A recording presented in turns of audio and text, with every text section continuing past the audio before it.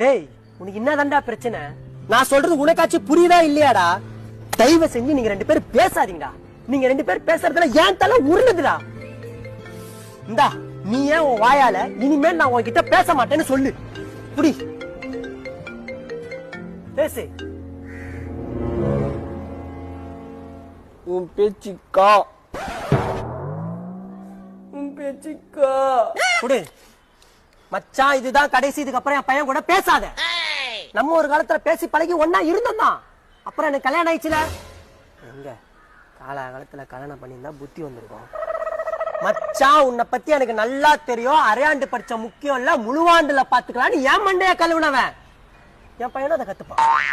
ஸ்கூலுக்கு lunch back எடுத்துட்டு வந்தா ஏன்டா அசிங்கமா லஞ்ச் எடுத்துட்டு வர, கிளாஸ் பசங்க சாப்பாடு எடுத்து சாப்பிட்டுக்கலாம்னு சொல்லுவேன். அதே அவனும் ஃபாலோ பண்ற. டீச்சர் கம்ப்ளைண்ட் பண்றாங்க. எனக்கு பயமா இருக்குது. இப்படிதான் திங்கக்கிழமை ஒரு நாள் காலையில அவன் கைய தூக்கி பாக்குற, வெட்டி வச்ச வெங்காயத்தை அக்குள்ள வச்சுக்கின்னு திருன்னு முடிக்கிறான். அப்படியே நீ ஃபாலோ பண்ற அதே டெக்னிக். என்னடா பேச போயிட்டே இருக்க, கோச்சிக்கினியா? 4 மணி ஆயிடுச்சு. ஆந்து பையன் ஸ்கூல் விட்டுருவாங்க. விளையாட வரலாம், அவன் கோச்சுப்பான். நான் இன்னொரு ஆள் உன்கிட்ட பேசுறேன்.